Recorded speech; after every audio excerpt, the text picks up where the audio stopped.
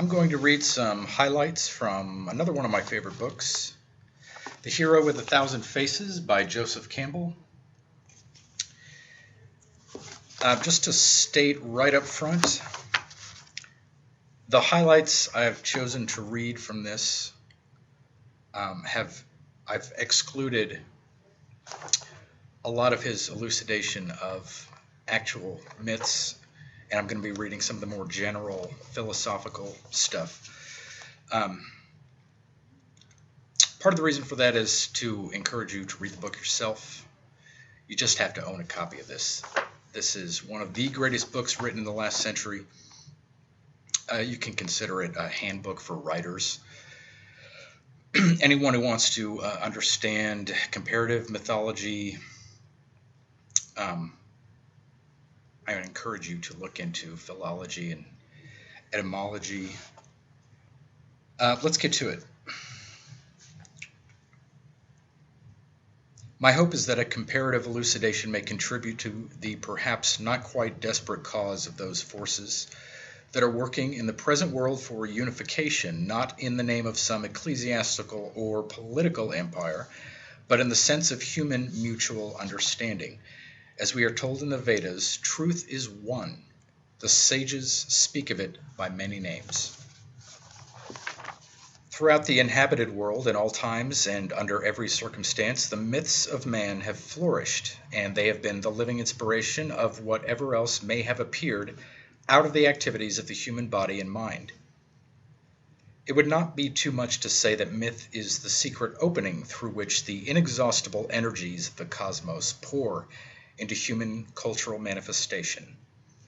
Religions, philosophies, arts, the social forms of primitive and historic man, prime discoveries in science and technology, the very dreams that blister sleep, boil up from the basic magic ring of myth.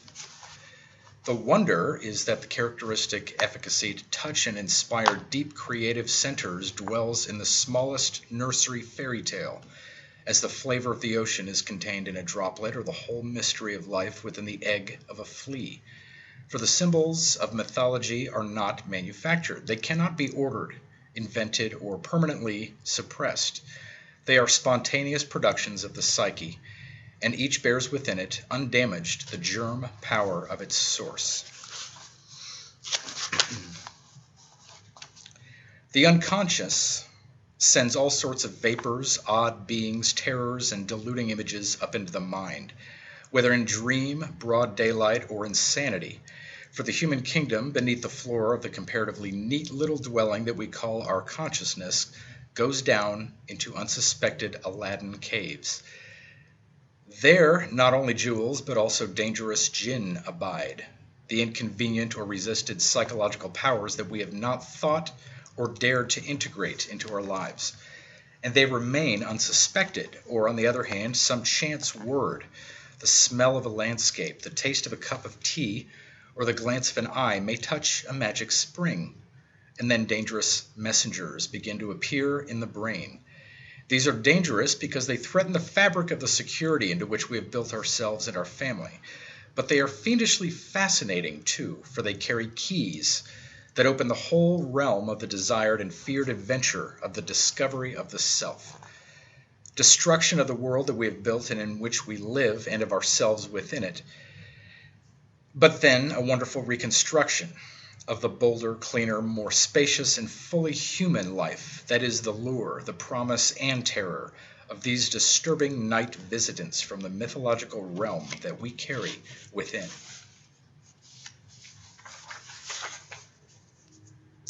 It has always been the prime function of mythology and rite to supply the symbols that carry the human spirit forward, in counteraction to those other constant human fantasies that tend to tie it back.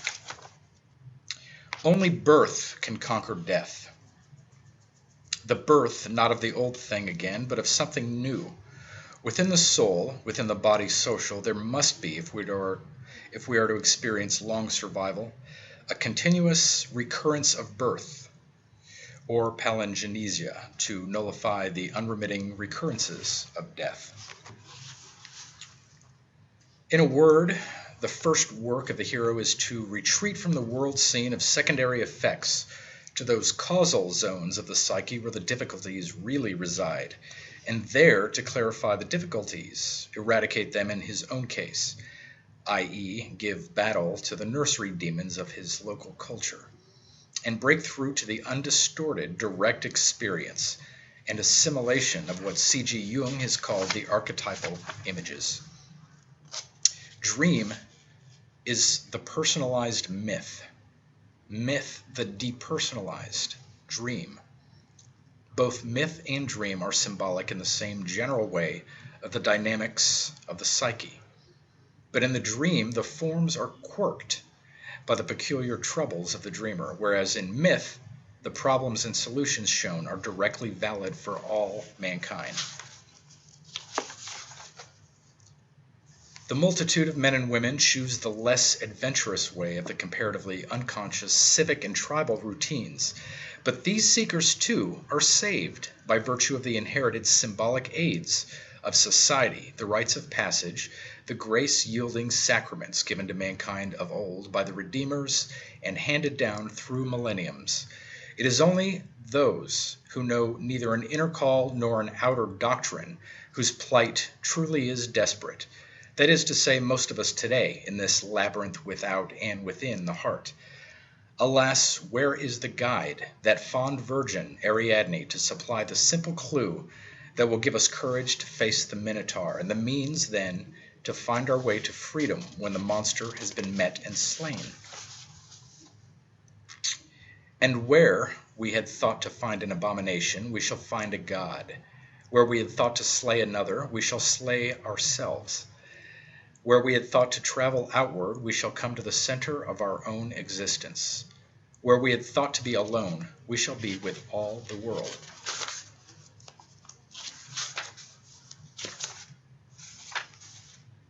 It is the business of mythology proper and of the fairy tale to reveal the specific dangers and techniques of the dark interior way from tragedy to comedy.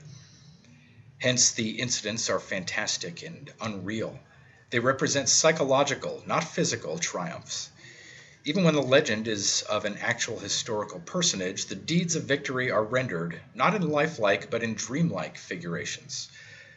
For the point is not that such and such was done on earth. The point is that before such and such could be done on earth, this other more important primary thing had to be brought to pass within the labyrinth that we all know and visit in our dreams.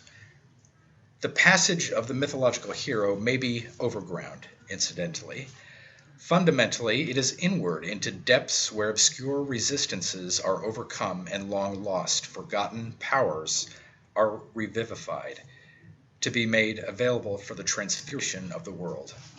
This deed accomplished, life no longer suffers hopelessly under the terrible mutilations of ubiquitous disaster, battered by time, hideous throughout space, but with its horror visible still, its cries of anguish still tumultuous. It becomes penetrated by an all-suffusing, all-sustaining love and a knowledge of its own unconquered power. Something of the light that blazes invisible within the abysses of its normally opaque materiality breaks forth with an increasing uproar. The dreadful mutilations are then seen as shadows only of an imminent, imperishable eternity. Time yields to glory, and the world sings with the prodigious, angelic, but perhaps finally monotonous siren music of the spheres. Like happy families, the myths and the worlds redeemed are all alike. The standard path of the mythological adventure of the hero is a magnification of the formula represented in the rites of passage: separation, initiation, return, which might be named the nuclear unit of the monomyth. A hero ventures forth from the world of common day into a region of supernatural wonder. Fabulous forces are there encountered, and a decisive victory is won. The hero comes back from this mysterious adventure with the power to bestow boons on his fellow man. Now, this is an important point to make. From his footnotes here, Buddhahood, enlightenment, cannot be communicated, but only the way to enlightenment. The return and reintegration with society, which is indispensable to the continuous circulation of spiritual energy into the world, and which, from the standpoint of the community, is the justification of the long retreat, the hero himself may find the most difficult requirement of all. For if he is won through, like the Buddha, to the profound repose of complete enlightenment, there is danger that the bliss of this experience may annihilate all recollection of, interest in, or hope for the sorrows of the world, or else the problem of making known the way of illumination to people wrapped in economic problems may seem too great to solve. And on the other hand, if the hero, instead of submitting to all of the initiatory tests, has, like Prometheus, simply darted to his goal by violence, quick device, or luck, and plucked the boon for the world that he intended, then the powers that he has unbalanced may react so sharply that he will be blasted from within and without, crucified, like Prometheus on the rock of his own violated unconscious. Or if the hero, in the third place, makes his safe and willing return, he may meet with such a blank misunderstanding and disregard from those whom he has come to help that his career will collapse. The cosmogonic cycle is presented with astonishing consistency in the sacred writings of all the continents, and it gives to the adventure of the hero a new and interesting turn. For now it appears that the perilous journey was a labor not of attainment, but of re-attainment. Not discovery, but rediscovery. The godly powers sought and dangerously won are revealed to have been within the heart of the hero all the time. The effect of the successful adventure of the hero is the unlocking and release again of the flow of life into the body of the world. The miracle of this flow may be represented in physical terms as a circulation of food substance, dynamically as a streaming of energy, or spiritually as a manifestation of grace. Such varieties of image alternate easily, representing 3 degrees of condensation of the one life force. An abundant harvest is the sign of God's grace. God's grace is the food of the soul. The lightning bolt is the harbinger of fertilizing rain, and at the same time the manifestation of the released energy of God. Grace, food substance, energy, these pour into the living world, and wherever they fail, life decomposes into death. The torrent pours from an invisible source, the point of entry being the center of the symbolic circle of the universe, the immovable spot of the Buddha legend, around which the world may be said to revolve. Beneath this spot is the earth-supporting head of the cosmic serpent, the dragon, symbolical of the waters of the abyss, which are the divine life, creative energy, and substance of the demiurge, the world-generative aspect of immortal being. The tree of life, i.e. the universe itself, grows from this point. It is rooted in the supporting darkness. The golden sunbird perches on its peak. A spring, the inexhaustible well, bubbles at its foot.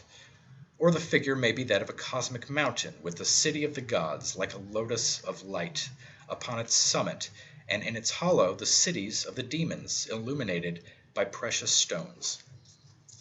Again, the figure may be that of the cosmic man or woman, for example, the Buddha himself or the dancing Hindu goddess Kali, seated or standing on this spot, or even fixed to the tree, Attis, Jesus, Wotan, or Wotan or Odin. For the hero, as the incarnation of God, is himself the navel of the world, the umbilical point through which the energies of eternity break into time. Thus the world navel is the symbol of the continuous creation, the mystery of the maintenance of the world through that continuous miracle of vivification which wells within all things. The dome of heaven rests on the quarters of the earth, sometimes supported by 4 caryatidal kings, dwarfs, giants, elephants, or turtles. Hence the traditional importance of the mathematical problem of the quadrature of the circle. It contains the secret of the transformation of heavenly into earthly forms. The hearth in the home, the altar in the temple, is the hub of the wheel of the earth, the womb of the universal mother, whose fire is the fire of life, and the opening at the top of the lodge, or the crown, pinnacle, or lantern of the dome, is the hub or midpoint of the sky, the sun door through which souls pass back from time to eternity, like the savor of the offerings burned in the fire of life and lifted on the axis of ascending smoke from the hub of the earthly to that of the celestial wheel. For a culture still nurtured in mythology, the landscape, as well as every phase of human existence, is made alive with symbolical suggestion. The hills and groves have their supernatural protectors and are associated with popularly known episodes in the local history of the creation of the world. Here and there, furthermore, are special shrines. Wherever a hero has been born, has wrought, or has passed back into the void, the place is marked and sanctified. A temple is erected there to signify and inspire the miracle of perfect centeredness, for this is the place of the breaking through into abundance. Someone at this point discovered eternity. The site can serve, therefore, as a support for fruitful meditation. Such temples are designed, as a rule, to simulate the four directions of the world horizon.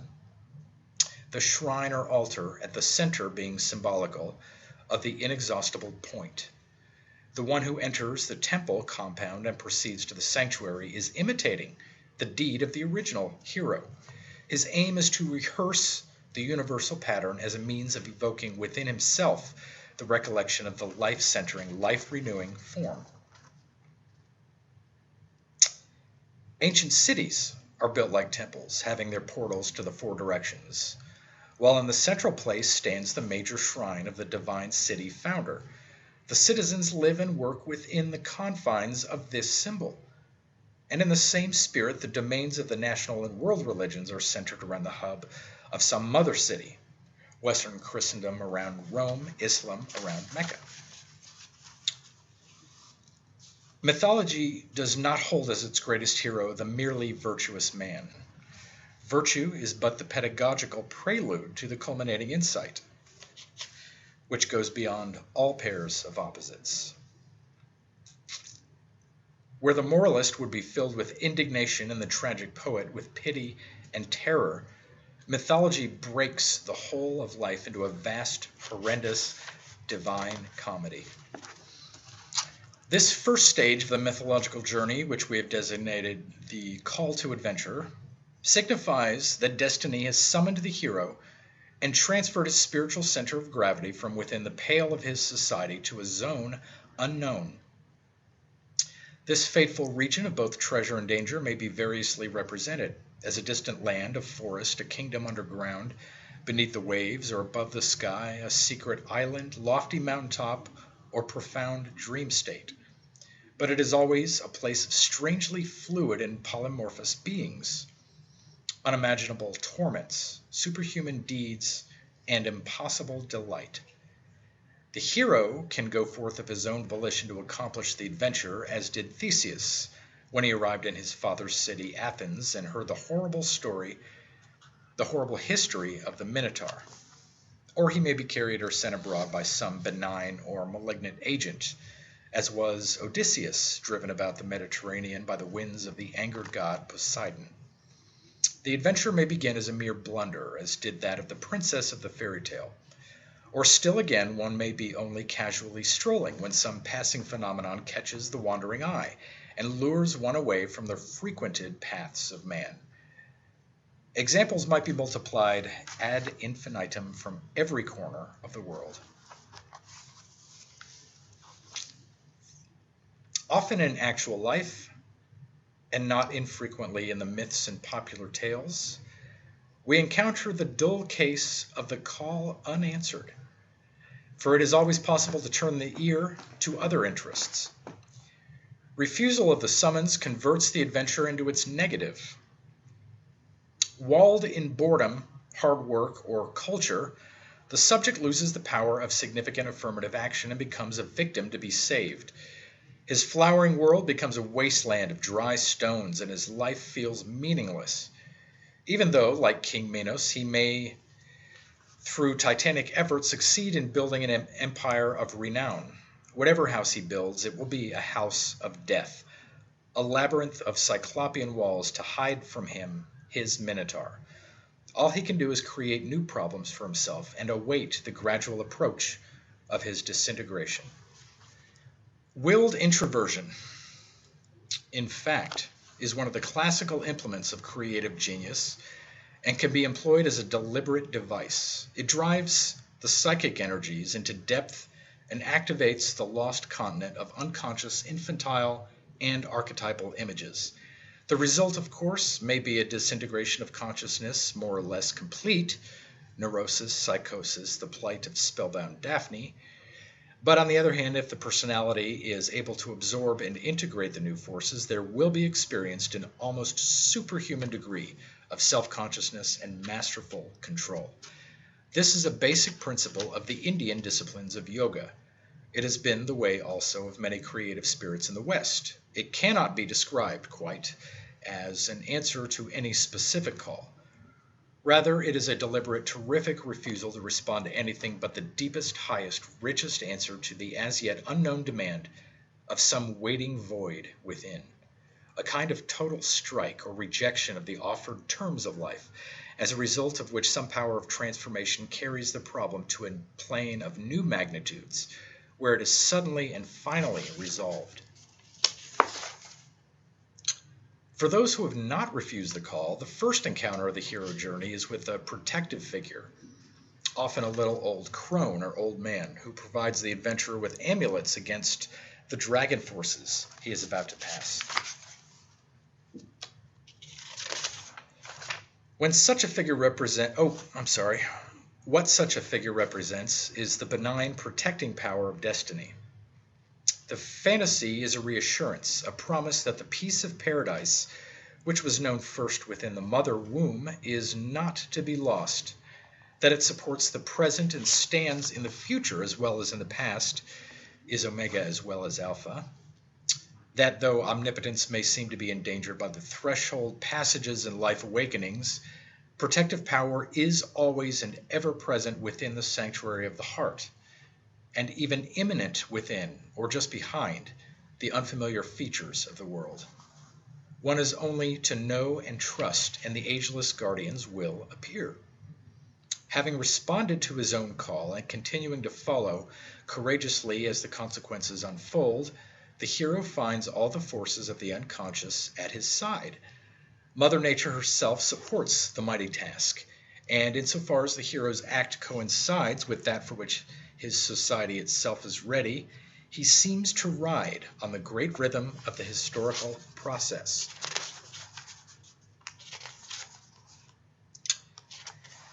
With the personifications of his destiny to guide and aid him, the hero goes forward in his adventure until he comes to the threshold guardian, at the entrance to the zone of magnified power.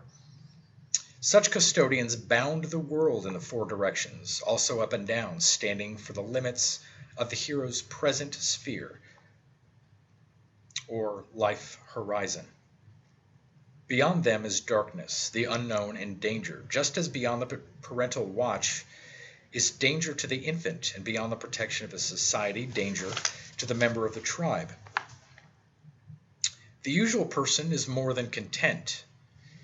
He is even proud to remain within the indicated bounds, and popular belief gives him every reason to fear so much as the first step into the unexplored. Thus the sailors of the bold vessels of Columbus, breaking the horizon of the medieval mind, sailing, as they thought, into the boundless ocean of immortal being that surrounds the cosmos, like an endless mythological serpent biting its tail, had to be cozened and urged on like children, because of their fear of the fabled leviathans, mermaids, dragon kings, and other monsters of the deep. The regions of the unknown, desert, jungle, deep sea, alien land, etc., are free fields for the projection of unconscious content. Incestuous libido and patricidal destrudo are thence reflected back against the individual and his society in forms suggesting threats of violence and fancied dangerous delight, not only as ogres but also as sirens of mysteriously seductive, nostalgic beauty.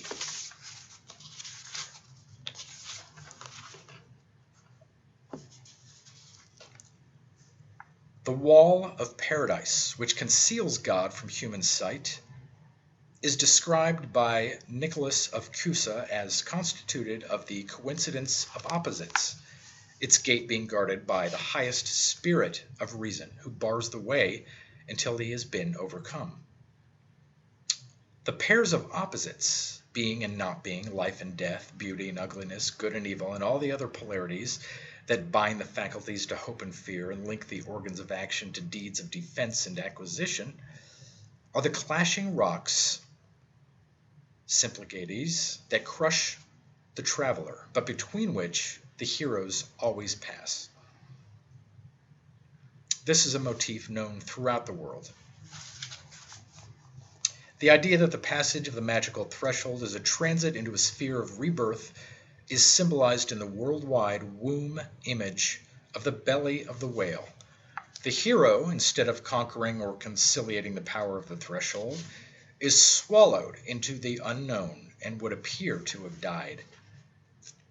This popular motif gives emphasis to the lesson that the passage of the threshold is a form of self-annihilation. The hero goes inward to be born again.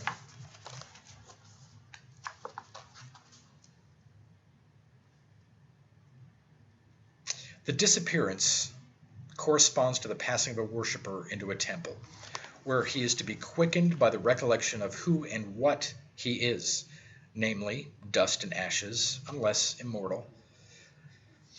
The temple interior, the belly of the whale, and the heavenly land beyond, above and below the confines of the world are one and the same. That is why the approaches and entrances to temples are flanked and defended by colossal gargoyles, dragons, lions, devil slayers with drawn swords, resentful dwarfs, winged bulls. These are the threshold guardians to ward away all incapable of encountering the higher silences within. They are preliminary embodiments of the dangerous aspect of the presence corresponding to the mythological ogres that bound the conventional world, or to the 2 rows of teeth of the whale. They illustrate the fact that the devotee at the moment of entry into a temple undergoes a metamorphosis. His secular character remains without. He sheds it as a snake in its slough. Once inside, he may be said to have died to time and returned to the world womb, the world navel, the earthly paradise. The mere fact that anyone can physically walk past the temple guardians does not invalidate their significance. For if the intruder is incapable of encompassing the sanctuary, then he has effectually remained without. Anyone unable to understand a god sees it as a devil, and is thus defended from the approach. Allegorically, then, the passage into a temple and the hero dive through the jaws of the whale are identical adventures, both denoting in picture language the life-centering, life-renewing act. Once having traversed the threshold, the hero moves in a dream landscape of curiously fluid, ambiguous forms where he must survive a succession of trials. This is a favorite phase of the myth adventure. It has produced a world literature of miraculous tests and ordeals. The hero is covertly aided by the advice, amulets, and secret signs or agents of the supernatural helper whom he met before his entrance into this region. Or it may be that he here discovers for the first time that there is a benign power everywhere supporting him in his superhuman passage.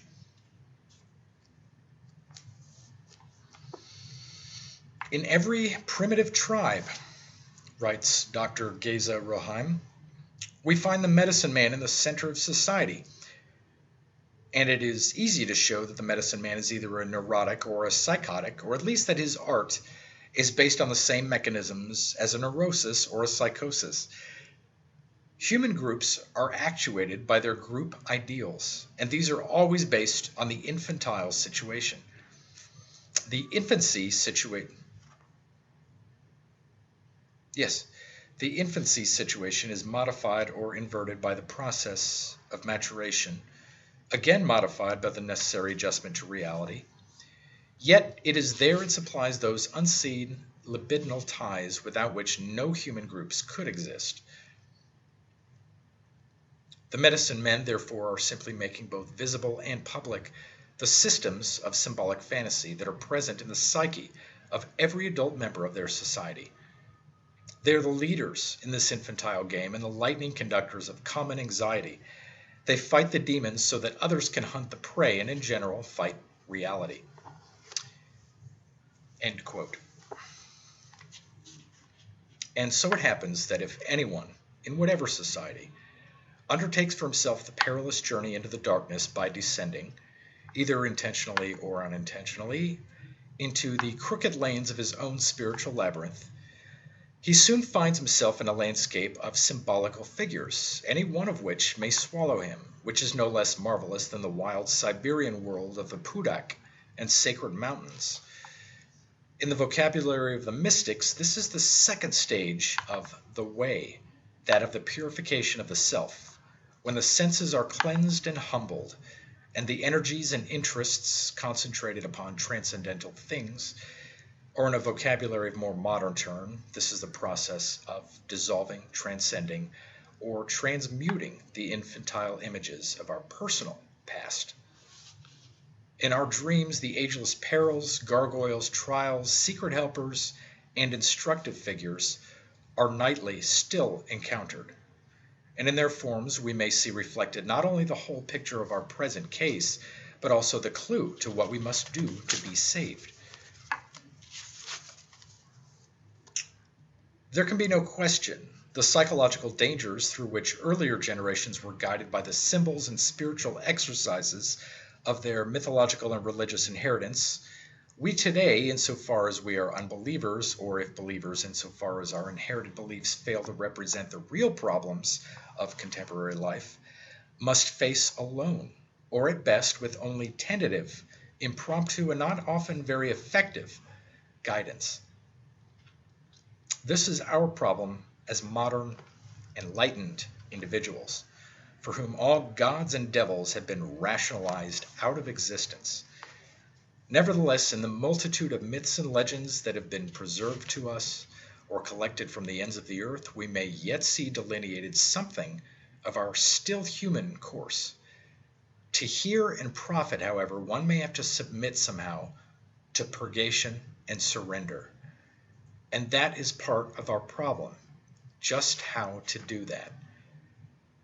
Or do ye think that ye shall enter the garden of bliss without such trials as came to those who passed away before you?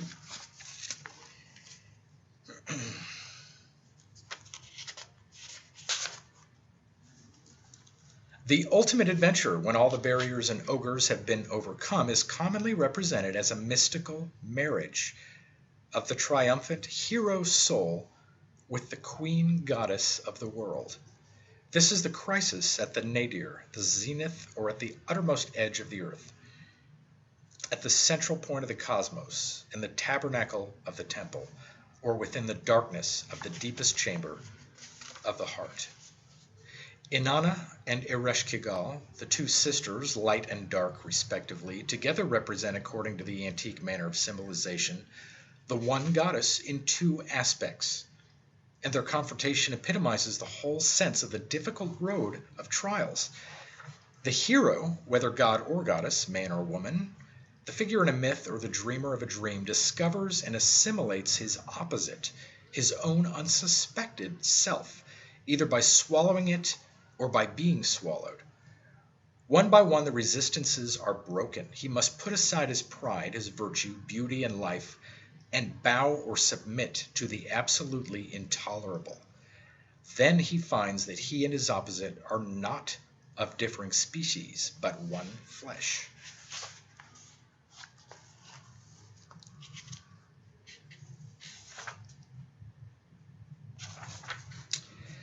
The Lady of the House of Sleep is a familiar figure in fairy tale and myth. She is the paragon of all paragons of beauty, the reply to all desire, the bliss bestowing goal of every hero's earthly and unearthly quest. She is mother, sister, mistress, bride. Whatever in the world has lured, whatever has seemed to promise joy, has been premonitory of her existence in the deep of sleep, if not in the cities and forests of the world. For she is the incarnation of the promise of perfection, the soul's assurance that at the conclusion of its exile in a world of organized inadequacies, the bliss that once was known will be known again, the comforting, the nourishing, the good mother, young and beautiful, who was known to us and even tasted in the remotest past. Time sealed her away, yet she is dwelling still, like one who sleeps in timelessness at the bottom of the timeless sea. The mythological figure of the universal mother imputes to the cosmos the feminine attributes of the first, nourishing and protecting presence. The fantasy is primarily spontaneous, for there exists a close and obvious correspondence between the attitude of the young child towards its mother and that of the adult toward the surrounding material world. But there has been also, in numerous religious traditions, a consciously controlled pedagogical utilization of this archetypal image for the purpose of the purging, balancing, and initiation of the mind into the nature of the visible world. And another brief note from his footnotes here. He's actually quoting a Professor Flugel, J.C. Flugel. It seems very probable that a good many of the more pronouncedly idealistic tendencies in philosophy may owe much of their attractiveness in many minds to a submission of this reaction against the mother, while the more dogmatic and narrow forms of materialism may perhaps, in their turn, represent a return of the repressed feelings originally connected with the mother.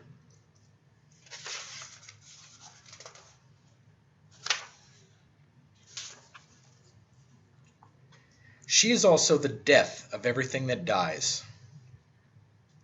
The whole round of existence is accomplished within her sway, from birth through adolescence, maturity, and senescence to the grave. She's the womb and the tomb, the sow that eats her farrow, the sow that eats her farrow. Thus she unites the good and the bad, exhibiting the two modes of the remembered mother, not as personal only, but as universal. The devotee is expected to contemplate the two with equal equanimity. Through this exercise, his spirit is purged of its infantile, inappropriate sentimentalities and resentments, and his mind opened to the inscrutable presence which exists, not primarily as good and bad with respect to his childlike human convenience, his weal and woe, but as the law and image of the nature of being. Woman, in the picture language of mythology, represents the totality of what can be known. The hero is the one who comes to know. As he progresses in the slow initiation which is life, the form of the goddess undergoes for him a series of transfigurations. She can never be greater than himself, though she can always promise more than he is yet capable of comprehending. She lures, she guides, she bids him burst his fetters, and if he can match her import, the two, the knower and the known, will be released from every limitation. Woman is the guide to the sublime acme of sensuous adventure. By deficient eyes, she is reduced to inferior states. By the evil eye of ignorance, she is spellbound to banality and ugliness. But she is redeemed by the eyes of understanding. The hero who can take her as she is, without undue commotion, but with the kindness and assurance she requires, is potentially the king, the incarnate God of her created world. The meeting with the goddess, who is incarnate in every woman, is the final test of the talent of the hero to win the boon of love, charity, amor fati, which is life itself, enjoyed as the encasement of eternity. Every failure to cope with a life situation must be laid in the end to a restriction of consciousness.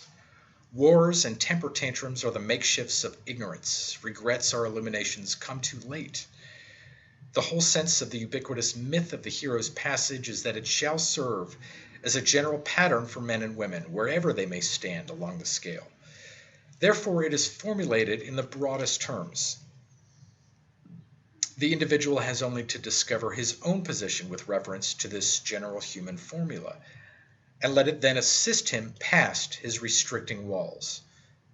Who and where are his ogres? Those are the reflections of the unsolved enigmas of his own humanity. What are his ideals? Those are the symptoms of his grasp of life.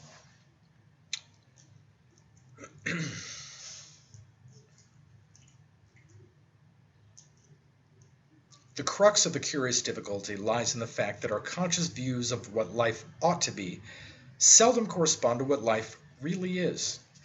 Generally, we refuse to admit within ourselves or within our friends the fullness of that pushing, self-protective, malodorous, carnivorous, lecherous fever, which is the very nature of the organic cell. Rather, we tend to perfume, whitewash, and reinterpret. Meanwhile, imagining that all the flies in the ointment, all the hairs in the soup, are the faults of some unpleasant someone else.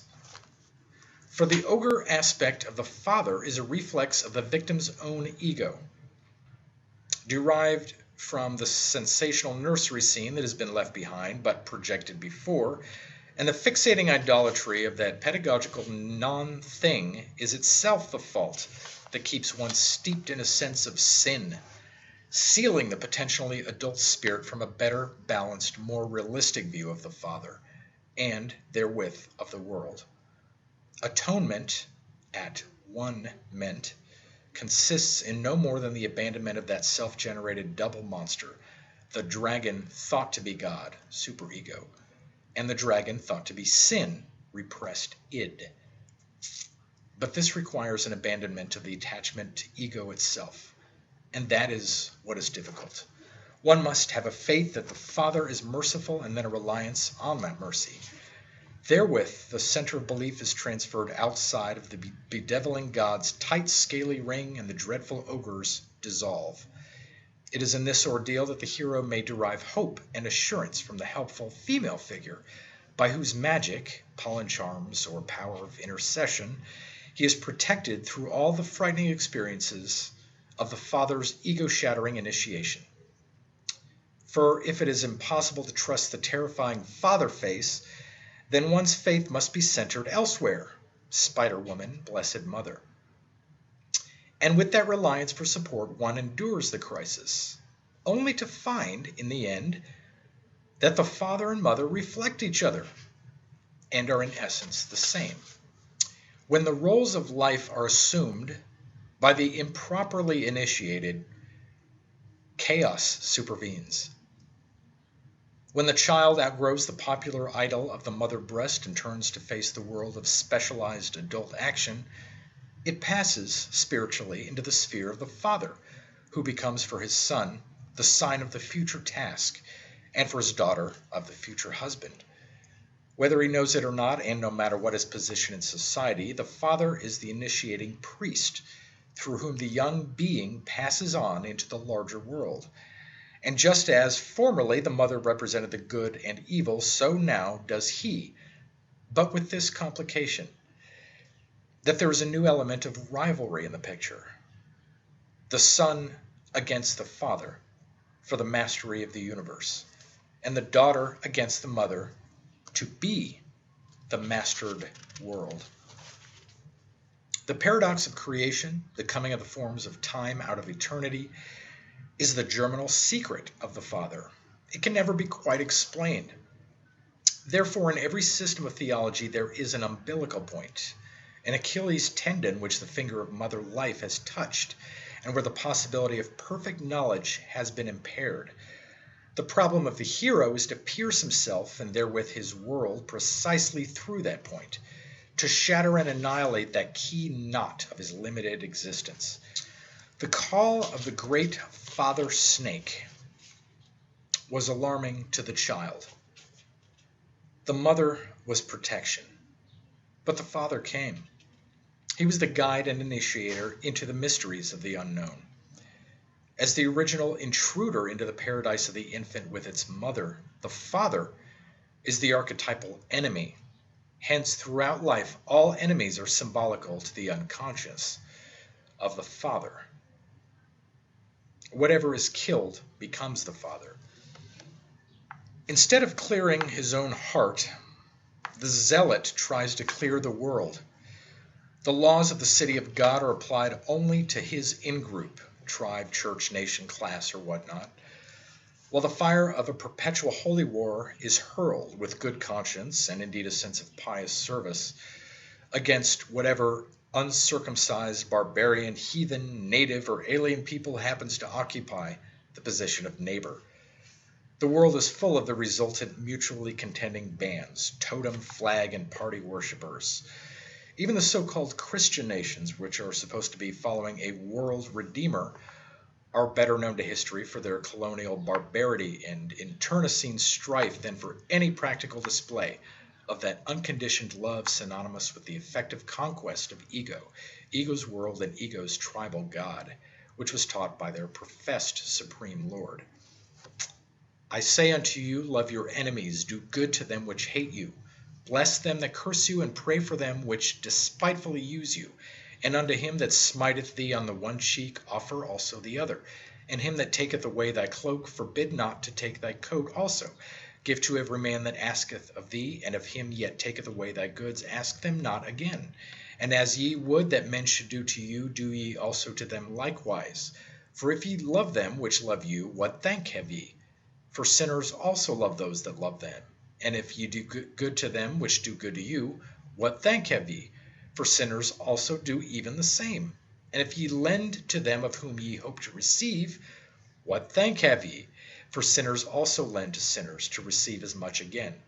But love ye your enemies, and do good, and lend, hoping for nothing again, and your reward shall be great, and ye shall be the children of the highest, for he is kind unto the unthankful and to the evil. Be ye therefore merciful, as your Father also is merciful. Once we've broken free of the prejudices of our own provincially limited ecclesiastical, tribal, or national rendition of the world archetypes, it becomes possible to understand that the supreme initiation is not that of the local motherly fathers who then project aggression onto the neighbors for their own defense. The good news which the world redeemer brings, and which so many have been glad to hear, zealous to preach, but reluctant apparently to demonstrate, is that God is love, that he can be and is to be loved, and that all without exception are his children.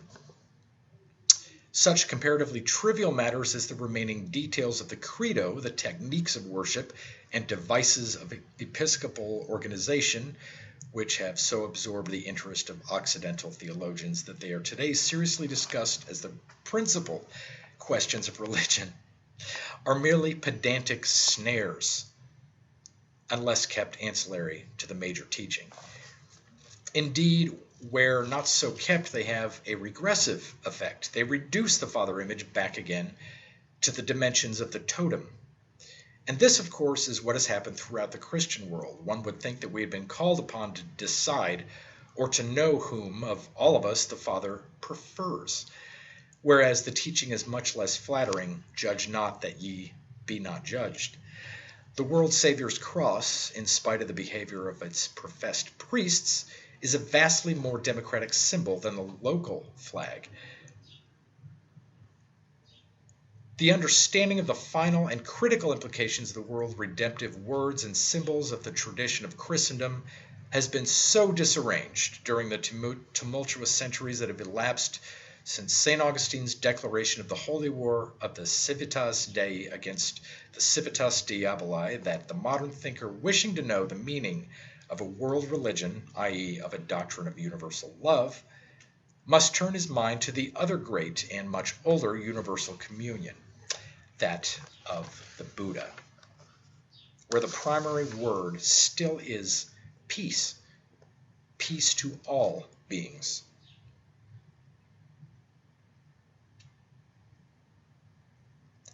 A funny little statement in his footnotes. The popular and orthodox expression of both the Mohammedan and the Christian doctrines has been so ferocious that it requires a very sophisticated reading to discern in either mission the operation of love. This is the meaning of the image of the bisexual God. He is the mystery of the theme of initiation. We are taken from the mother, chewed into fragments, and assimilated to the world-annihilating body of the ogre for whom all the precious forms and beings are only the courses of a feast. But then, miraculously reborn, we are more than we were. If the god is a tribal, racial, national, or sectarian archetype, we are the warriors of his cause. But if he is a lord of the universe itself, we then go forth as knowers to whom all men are brothers. And in either case, the childhood parent images and ideas of good and evil have been surpassed. We no longer desire and fear. We are what was desired and feared. All the gods, bodhisattvas, and Buddhas have been subsumed in us, as in the halo of the mighty holder of the lotus of the world. Nirvana means the extinguishing of the threefold fire of desire, hostility, and delusion.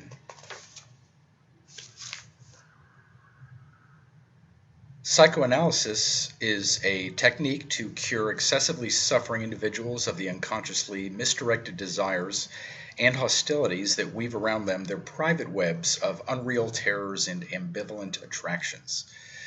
The patient released from these finds himself able to participate with comparative satisfaction in the more realistic fears, hostilities, erotic and religious practices, business enterprises, wars, pastimes, and household tasks offered to him by his particular culture. But for the one who has deliberately undertaken the difficult and dangerous journey beyond the village compound, these interests too are to be regarded as based on error. Therefore, the aim of the religious teaching is not to cure the individual back again to the general delusion, but to detach him from delusion altogether. And this not by readjusting the desire, eros, and hostility, thanatos, for that would only originate a new context of delusion, but by extinguishing the impulses to the very root, according to the method of the celebrated Buddhist Eightfold Path.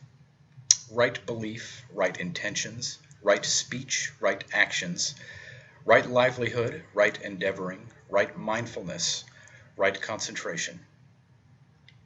With the final extirpation of delusion, desire, and hostility, nirvana, the mind knows that it is not what it thought. Thought goes. The mind rests in its true state, and here it may dwell until the body drops away. Stars, darkness, a lamp, a phantom, a dew, a bubble, a dream, a flash of lightning, and a cloud. Thus we should look upon all that was made. And here in the footnotes, the author offers a quote.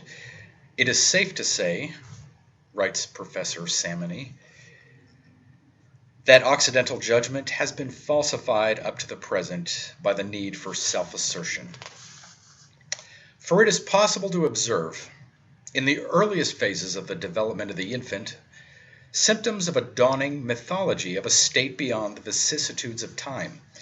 These appear as reactions to and spontaneous defenses against the body destruction fantasies that assail the child when it is deprived of the mother breast.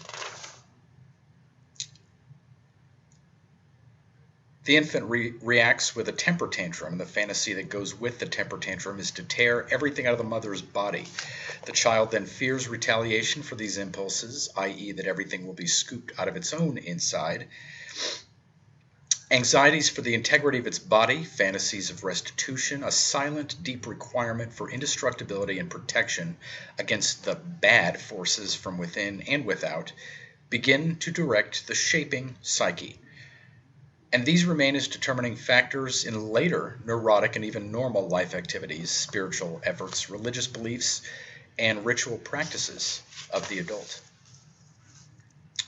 It is obvious that the infantile fantasies, which we all cherish still in the unconscious, play continually into myth, fairy tale, and the teachings of the Church as symbols of indestructible being. This is helpful, for the mind feels at home with the images and seems to be remembering something already known. But the circumstance is obstructive too, for the feelings come to rest in the symbols and resist passionately every effort to go beyond. The prodigious gulf between those childishly blissful multitudes who fill the world with piety and the truly free breaks open at the line where the symbols give way and are transcended.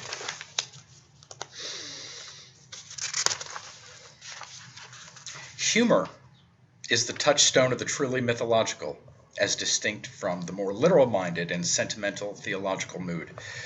The gods as icons are not ends in themselves. Their entertaining myths transport the mind and spirit not up to, but past them, into the yonder void from which perspective the more heavily freighted theological dogmas then appear to have been only pedagogical lures.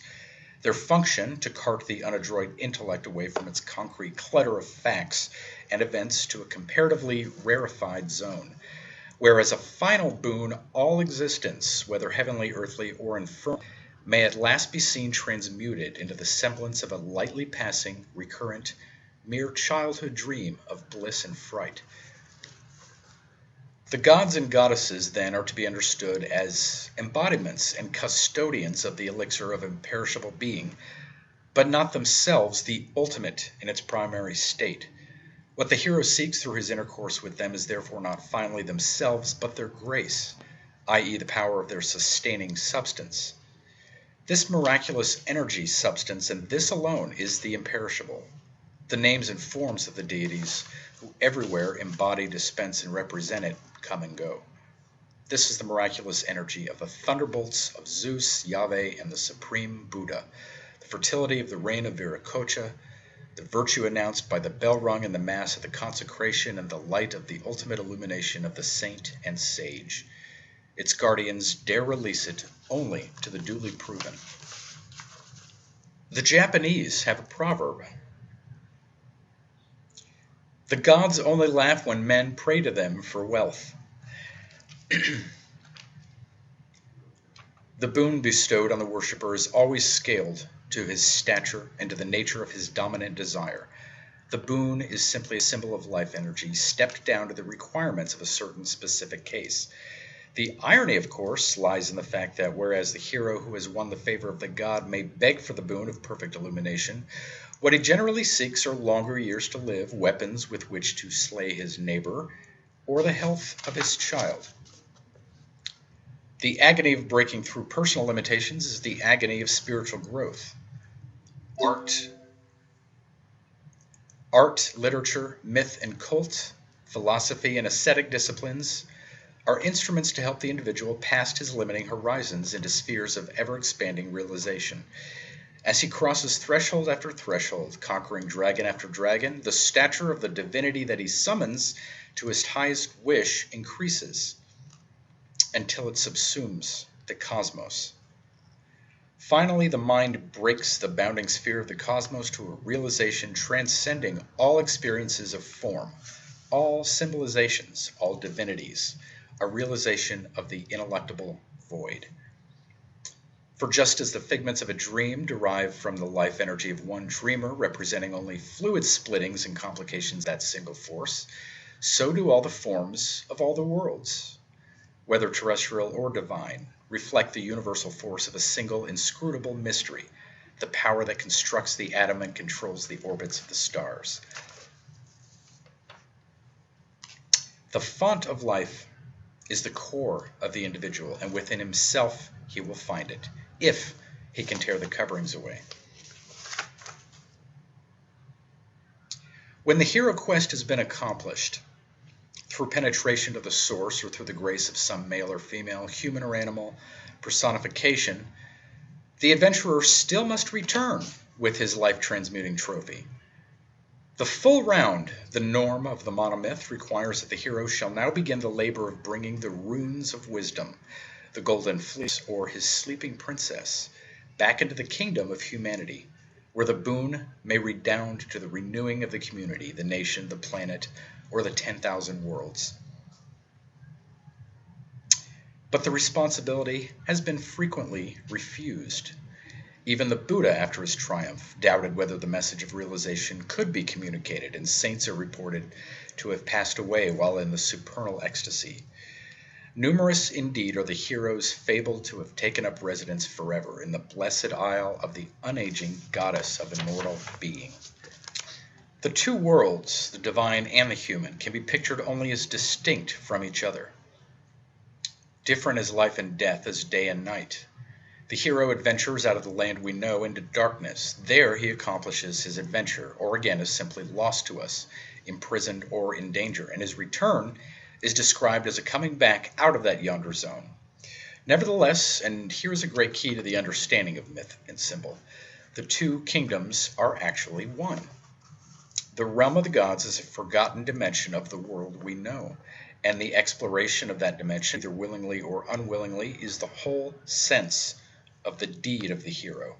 The values and distinctions that in normal life seem important disappear with the terrifying assimilation of the self into what formerly was only otherness. There must always remain, however, from the standpoint of normal waking consciousness, a certain baffling inconsistency between the wisdom brought forth from the deep and the prudence usually found to be effective in the light world. Hence the common divorce of opportunism from virtue and the resultant degeneration of human existence. Martyrdom is for saints, but the common people have their institution, and these cannot be left to grow like lilies of the field. Peter keeps drawing his sword, as in the garden, to defend the creator and sustainer of the world. The boon brought from the transcendent deep becomes quickly rationalized into non-entity, and the need becomes great for another hero to refresh the word. How teach, again, however, what has been taught correctly and incorrectly learned 1,000 times throughout the millenniums of mankind's prudent folly? That is the hero's ultimate difficult task.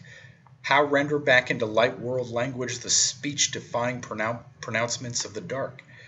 How represent on a two-dimensional surface a three-dimensional form, or in a three-dimensional image a multi-dimensional meaning?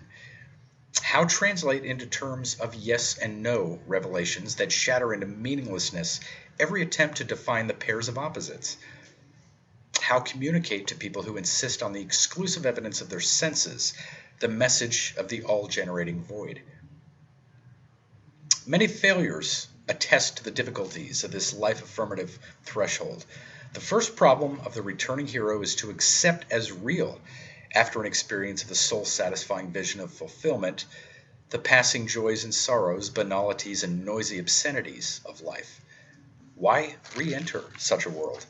Why attempt to make plausible or even interesting to men and women consumed with passion the experience of transcendental bliss?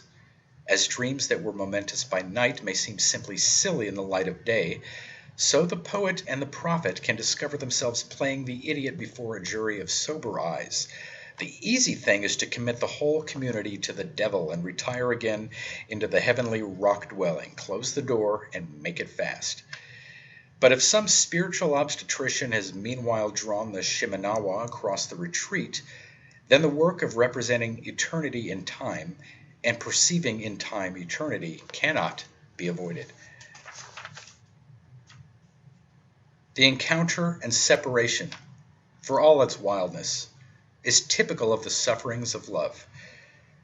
For when a heart insists on its destiny, resisting the general blandishment, then the agony is great. So too the danger. Forces, however, will have been set in motion beyond the reckoning of the senses. Sequences of events from the corners of the world will draw gradually together, and miracles of coincidence bring the inevitable to pass. The talismanic ring from the soul's encounter with its other portion in the place of recollectedness betokens that the heart was there aware of what Rip Van Winkle missed. It betokens too a conviction of the waking mind that the reality of the deep is not belied by that of common day. This is the sign of the hero's requirement, now, to knit together his two worlds. Freedom to pass back and forth across the world division from the perspective of the apparitions of time to that of the causal deep and back, not contaminating the principles of the one with those of the other, yet permitting the mind to know the one by virtue of the other, is the talent of the master. The cosmic dancer, declares Nietzsche, does not rest heavily in a single spot, but gaily, lightly, turns and leaps from one position to another. It is possible to speak from only one point at a time, but that does not invalidate the insights of the rest. We may doubt whether such a scene ever actually took place, but that would not help us any. For we are concerned at present with problems of symbolism, not of historicity. We do not particularly care whether Rip Van Winkle, Kamar al-Zaman, or Jesus Christ ever actually lived. Their stories are what concerns us, and these stories are so widely distributed over the world, attached to various heroes in various lands, that the question of whether this or that local carrier of the universal theme may or may not have been a historical living man can be of only secondary moment. The stressing of this historical element will lead to a confusion. It will simply obfuscate the picture message.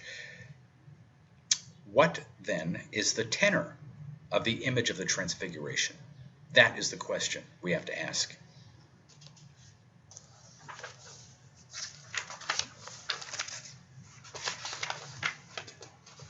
Symbols are only the vehicles of communication. They must not be mistaken for the final term, the tenor, or their reference. No matter how attractive or impressive they may seem, they remain but convenient means accommodated to the understanding. Hence the personality or personalities of God, whether represented in Trinitarian, dualistic, or Unitarian terms, in polytheistic, monotheistic, or henotheistic terms, pictorially or verbally as documented fact or as apocalyptic vision, no one should attempt to read or interpret as the final thing. The problem of the theologian is to keep his symbol translucent, so that it may not block out the very light it is supposed to convey. For then alone do we know God truly, writes St. Thomas Aquinas, when we believe that he is far above all that man can possibly think of God. And in the Kina Upanishad, in the same spirit, to know is not to know is to know. Mistaking a vehicle for its tenor may lead to the spilling not only of valueless ink, but of valuable blood. The meaning is very clear. It is the meaning of all religious practice. The individual, through prolonged psychological disciplines, gives up completely all attachment to his personal limitations, idiosyncrasies, hopes, and fears, no longer resists the self-annihilation that is prerequisite to rebirth in the realization of truth, and so becomes ripe at last for the great at-one-ment.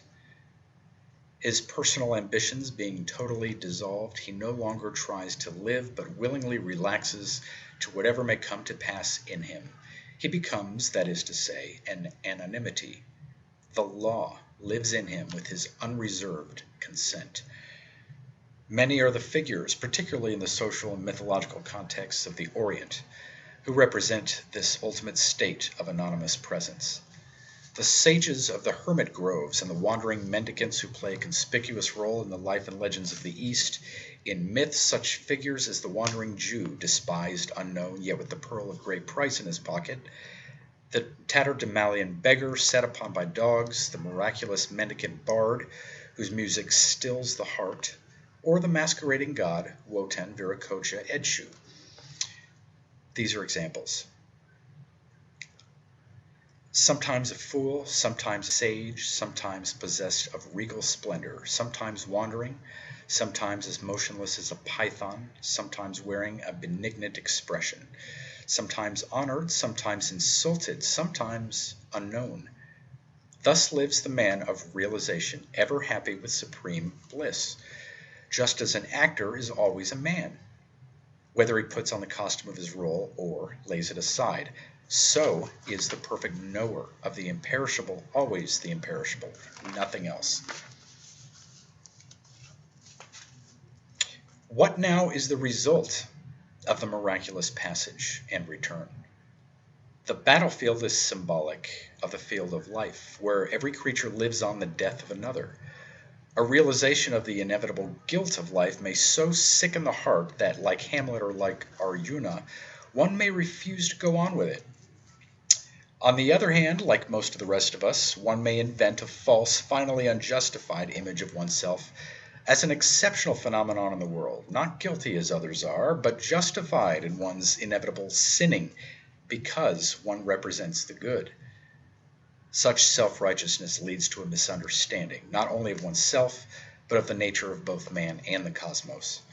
The goal of the myth is to dispel the need for such life ignorance by effecting a reconciliation of the individual consciousness with the universal will. And this is effected through a realization of the true relationship of the passing phenomena of time to the imperishable life that lives and dies in all. Man in the world of action loses his centering in the principle of eternity if he is anxious for the outcome of his deeds. But resting them and their fruits on the knees of the living God, he is released by them, as by a sacrifice, from the bondages of the sea of death. Do without attachment the work you have to do. Surrendering all action to me with mind intent on the self, freeing yourself from longing and selfishness, fight unperturbed by grief. Powerful in this insight, calm and free in action, elated that through his hand should flow the grace of Viracocha, the hero is the conscious vehicle of the terrible, wonderful law, whether his work be that of butcher, jockey, or king. The hero is the champion of things becoming, not of things become, because he is. He does not mistake apparent changelessness in time for the permanence of being, nor is he fearful of the next moment or of the other thing, as destroying the permanent with its change. Nothing retains its own form, but nature, the greater renewer, ever makes up forms from forms. Be sure there's nothing perishes in the whole universe. It does but vary and renew its form. Thus the next moment is permitted to come to pass. When the Prince of Eternity kissed the Princess of the World, her resistance was allayed. She opened her eyes, awoke, and looked at him in friendship. Together they came down the stairs, and the king awoke, and the queen, and the entire courtly estate, and all looked at each other with big eyes. In the later stages of many mythologies, the key images hide like needles in great haystacks of secondary anecdote and rationalization. For when a civilization is passed from a mythological to a secular point of view, the older images are no longer felt or quite approved. In Hellenistic Greece and in Imperial Rome, the ancient gods were reduced to mere civic patrons, household pets, and literary favorites. Uncomprehended inherited themes, such as that of the Minotaur, the dark and terrible night aspect of an old Egypto-Cretan representation of the incarnate sun god and divine king, were rationalized and reinterpreted to suit contemporary ends. Mount Olympus became a riviera of trite scandals and affairs, and the mother goddesses hysterical nymphs. The myths were read as superhuman romances. In China, comparably, where the humanistic, moralizing force of Confucianism has fairly emptied the old myth forms of their primal grandeur, the official mythology is today a clutter of anecdotes about the sons and daughters of provincial officials, who, for serving their community one way or another, were elevated by their grateful beneficiaries to the dignity of local gods. And in modern progressive Christianity, the Christ, incarnation of the Logos and Redeemer of the Word, of the world, is primarily a historical personage, a harmless country wise man of the semi-Oriental past, who preached a benign doctrine of do as you would be done by, yet was executed as a criminal. His death is read as a splendid lesson in integrity and fortitude. Wherever the poetry of myth is interpreted as biography, history, or science, it is killed. The living images become only remote facts of a distant time or sky. Furthermore, it is never difficult to demonstrate that as science and history, mythology is absurd. When a civilization begins to reinterpret its mythology in this way, the life goes out of it. Temples become museums, and the link between the two perspectives is dissolved. Such a blight has certainly descended on the Bible and on a great part of the Christian cult. To bring the images back to life, one has to seek not interesting applications to modern affairs, but illuminating hints from the inspired past. When these are found, vast areas of half-dead iconography disclose again their permanently human meaning. Mythological symbols have to be followed through all their implications before they open out the full system of correspondences through which they represent, by analogy, the millennial adventure of the soul. Mythology is psychology misread as biography, history, and cosmology. Briefly formulated, the universal doctrine teaches that all the visible structures of the world, all things and beings, are the effects of a ubiquitous power out of which they rise, which supports and fills them during their period of their manifestation, and back into which they must ultimately dissolve. This is the power known to science as energy, to the Melanesians as mana, to the Sioux Indians as Wakanda, the Hindus as Shakti, and the Christians as the power of God.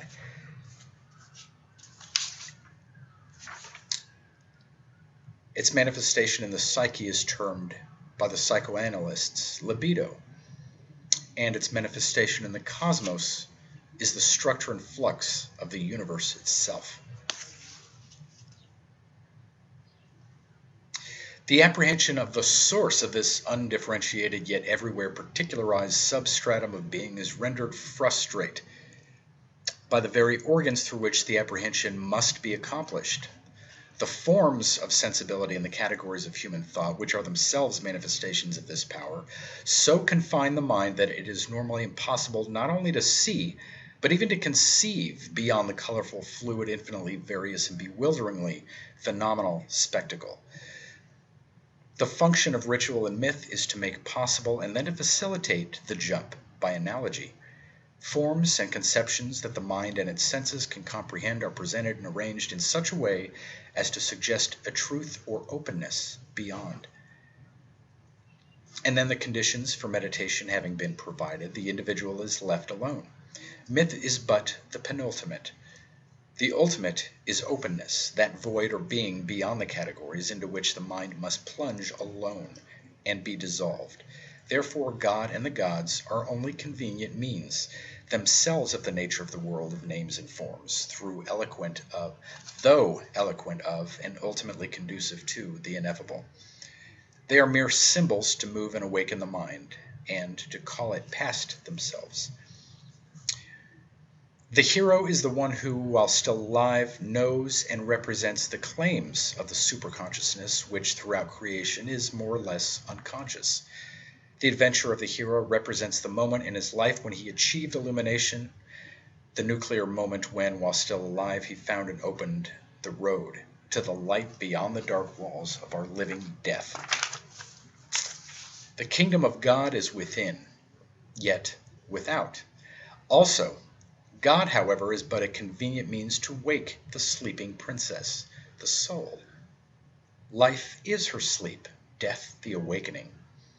The hero, the waker of his own soul, is himself but the convenient means of his own dissolution.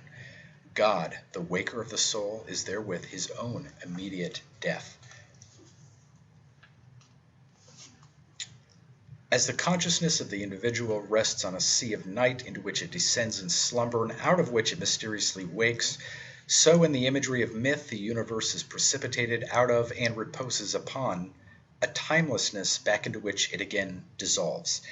And as the mental and physical health of the individual depends on an orderly flow of vital forces into the field of waking day from the unconscious dark, so again in myth, the continuance of the cosmic order is assured only by a controlled flow of power from the source.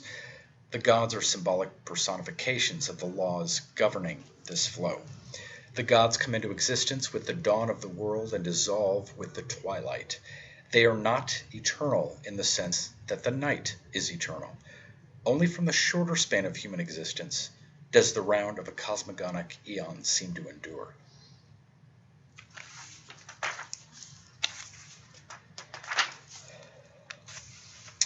Very often during the analysis and penetration of the secrets of archaic symbol, one can only feel that our generally accepted notion of the history of philosophy is founded on a completely false assumption. Namely, that abstract and metaphysical thought begins where it first appears in our extant records. The cosmogonic cycle is to be understood as the passage of universal consciousness from the deep sleep zone of the unmanifest through dream to the full day of waking, then back again through dream to the timeless dark. As in the actual experience of every living being, so in the grandiose figure of the living cosmos, in the abyss of sleep, the energies are refreshed. In the work of the day, they are exhausted. The life of the universe runs down and must be renewed. The cosmogonic cycle pulses forth into manifestation and back into non-manifestation amidst a silence of the unknown. The Hindus represent this mystery in the holy syllable Aum. Here the sound A represents waking consciousness, U, dream consciousness, M, deep sleep. The silence surrounding the syllable is the unknown. It is called simply the fourth. The syllable itself is God as creator, preserver, destroyer, Shiva. But the silence is God eternal, absolutely uninvolved in all the opening and closings of the round.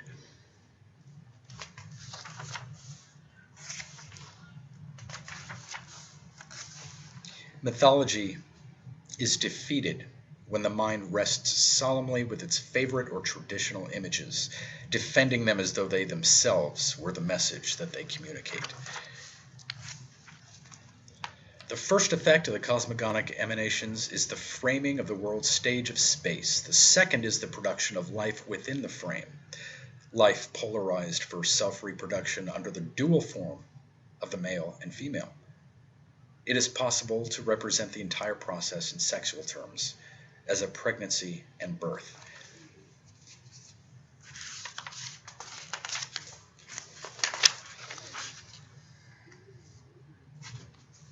Each soul and spirit, we read in the Hebrew Zohar, prior to its entering into this world, consists of a male and female united into one being. When it descends on this earth, the two parts separate and animate two different bodies.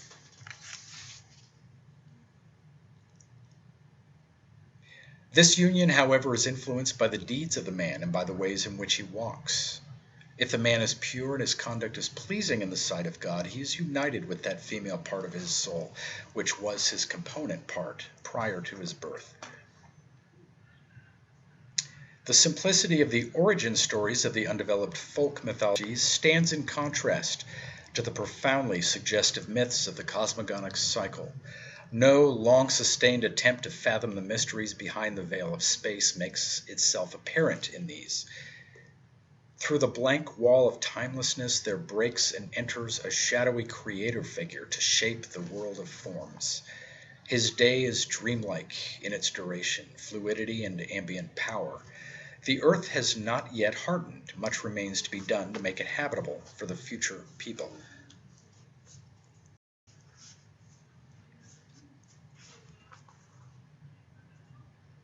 The world-generating spirit of the Father passes into the manifold of earthly experience through a transforming medium, the Mother of the world.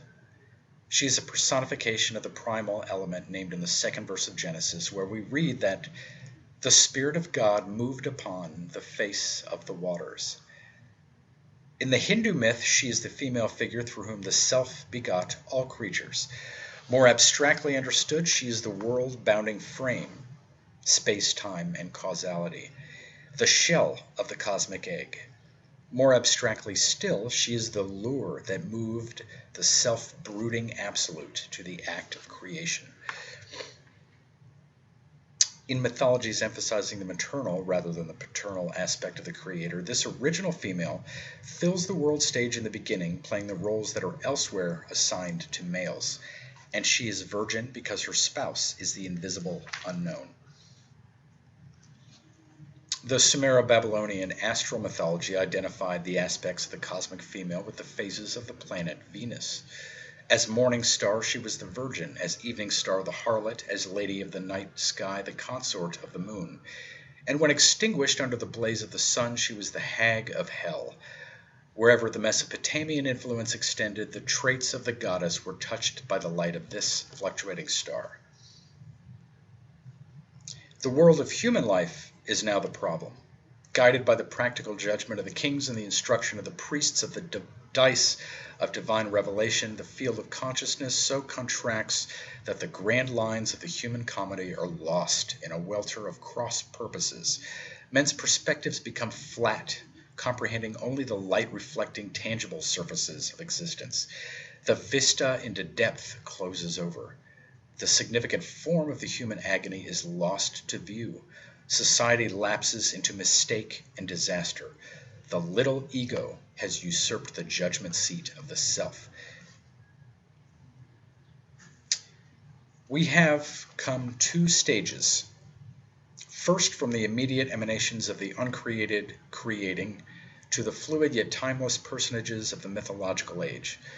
Second, from these created creating ones to the sphere of human history. The emanations have condensed, the field of consciousness constricted. Where formerly causal bodies were visible, now only their secondary effects come to focus in the little, hard-fact pupil of the human eye. The cosmogonic cycle is now to be carried forward, therefore, not by the gods, who have become invisible, but by the heroes, more or less human in character, through whom the world destiny is realized. This is the line where creation myths begin to give place to legend, as in the book of Genesis following the expulsion from the garden. Metaphysics yields to prehistory, which is dim and vague at first, but becomes gradually precise in detail. The heroes become less and less fabulous until at last, in the final stages of the various local traditions, legend opens into the common daylight of recorded time.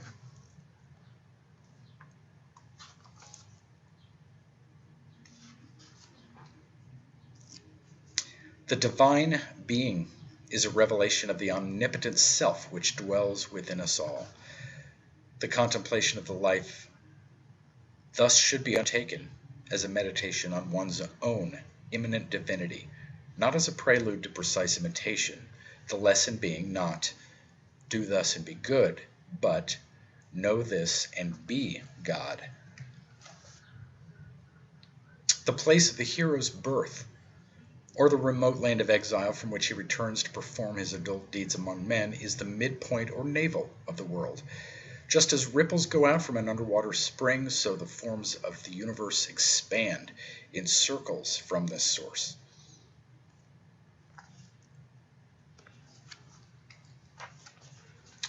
For the mythological hero is the champion not of things become, but of things becoming. The dragon to be slain by him is precisely the monster of the status quo. Hold fast, the keeper of the past. From obscurity the hero emerges, but the enemy is great and conspicuous in the seat of power. He is enemy, dragon, tyrant, because he turns to his own advantage the authority of his position. He is holdfast not because he keeps the past, but because he keeps. The tyrant is proud, and therein resides his doom. He is proud because he thinks of his strength as his own. Thus he is in the clown role, as a mistaker of shadow for substance. It is his destiny to be tricked. The mythological hero, reappearing from the darkness that is the source of the shapes of the day, brings a knowledge of the secret of the tyrant's doom. With a gesture as simple as the pressing of a button, he annihilates the impressive configuration. The hero deed is a continuous shattering of the crystallizations of the moment. The cycle rolls. The mythology focuses on the growing point. Transformation, fluidity, not stubborn ponderosity, is the characteristic of the living God. The great figure of the moment exists only to be broken, cut into chunks, and scattered abroad. Briefly, the ogre tyrant is the champion of the prodigious fact. The hero, the champion of creative life.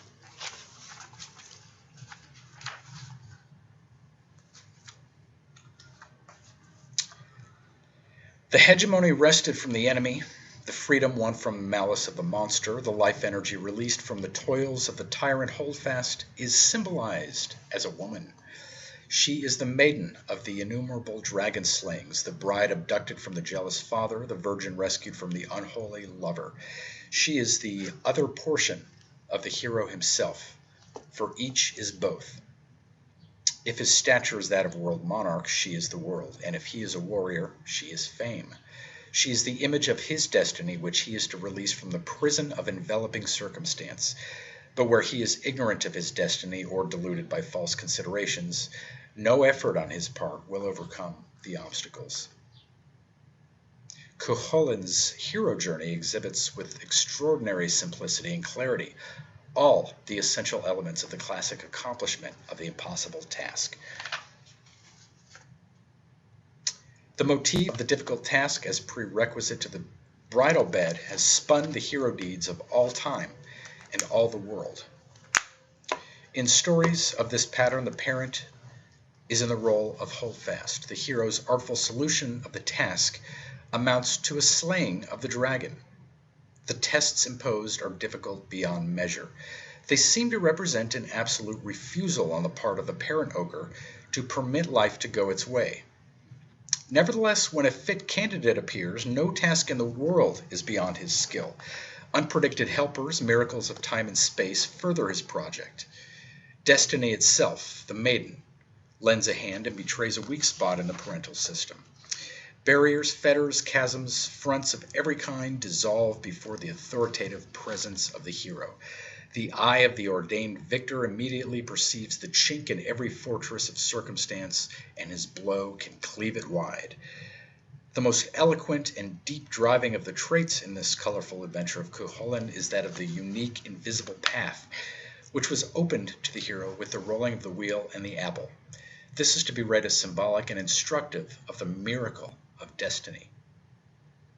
To a man not led astray from himself by sentiments stemming from the surfaces of what he sees, but courageously responding to the dynamics of his own nature, to a man who is, as Nietzsche phrases it, a wheel rolling of itself, difficulties melt and the unpredictable highway opens as he goes.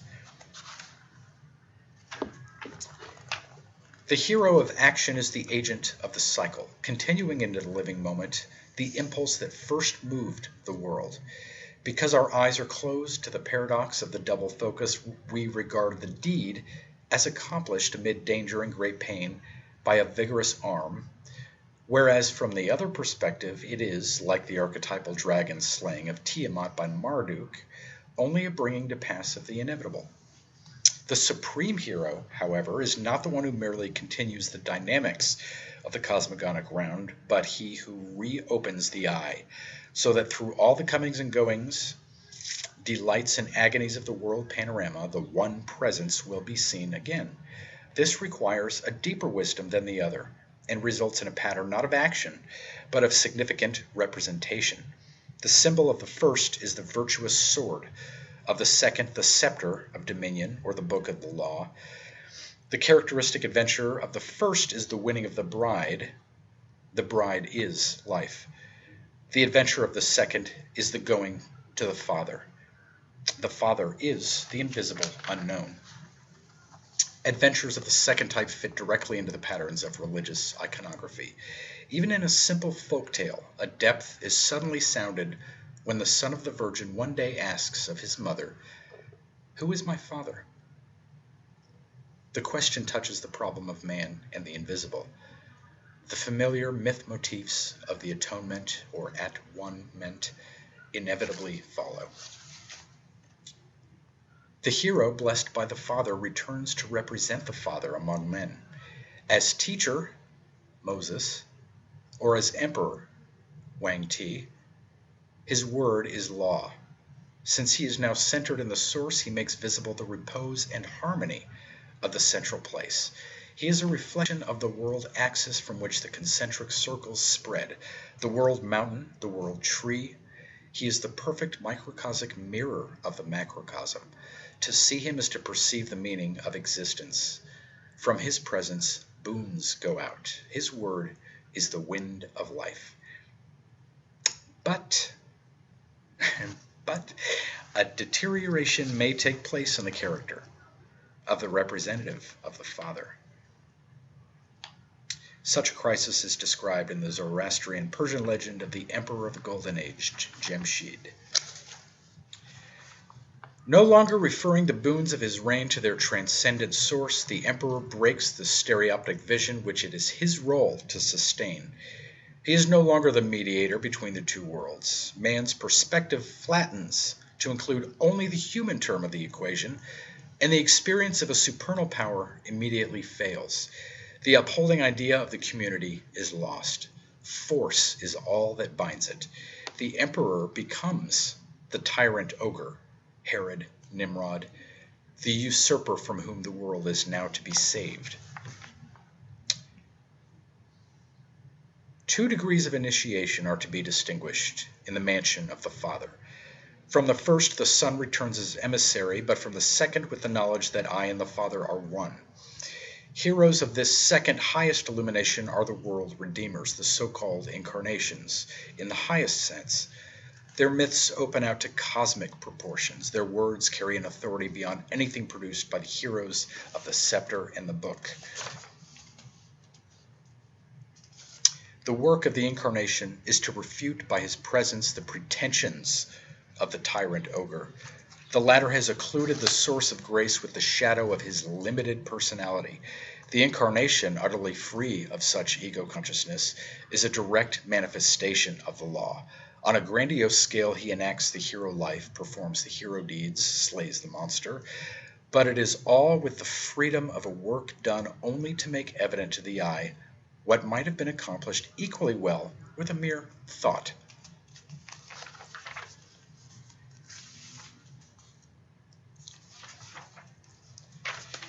The legends of the Redeemer describe the period of desolation as caused by a moral fault on the part of man. Adam in the garden, Jamshid on the throne. Yet from the standpoint of the cosmogonic cycle, a regular alternation of fair and foul is characteristic of the spectacle of time. Just as in the history of the universe, so also in that of nations. Emanation leads to dissolution, youth to age, birth to death, form creative vitality to the dead weight of inertia. Life surges, precipitating forms, and then ebbs, leaving jetsam behind. The Golden Age, the reign of the world emperor, alternates in the pulse of every moment of life with the wasteland, the reign of the tyrant. The God who is the creator becomes the destroyer in the end. From this point of view, the tyrant ogre is no less representative of the Father than the earlier world emperor whose position he usurped, or than the brilliant hero, the Son, who is to supplant him. He is the representative of the set fast, as the hero is the carrier of the changing.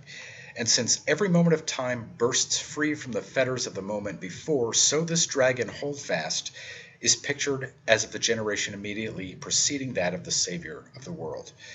Stated in direct terms, the work of the hero is to slay the tenacious aspect of the Father, dragon, tester, ogre, king, and release from its ban the vital energies that will feed the universe.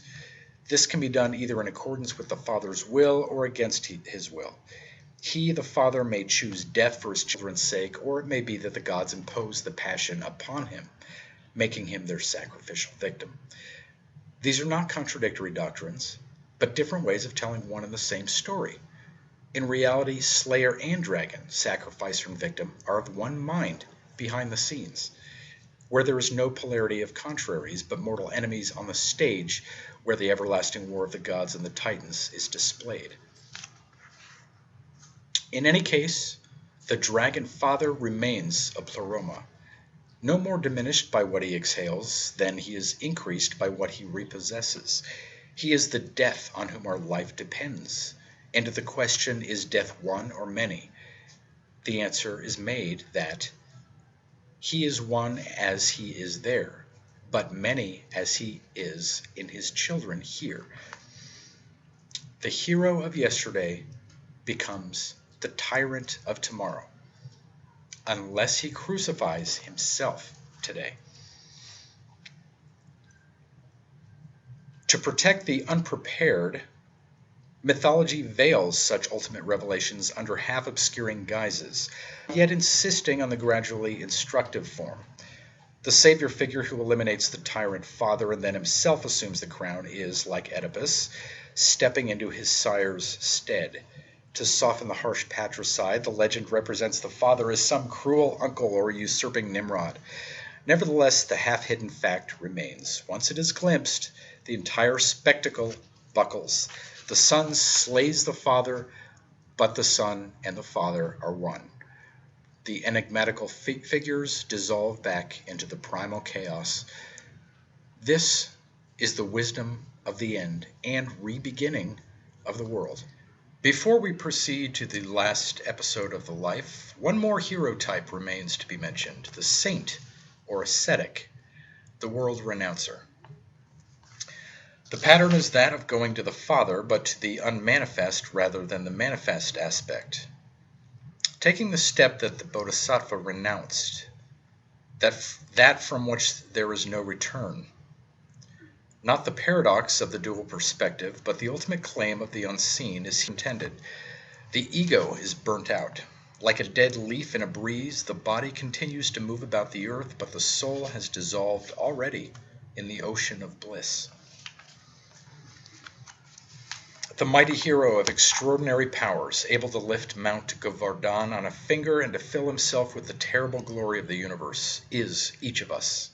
Not the physical self visible in the mirror, but the king within.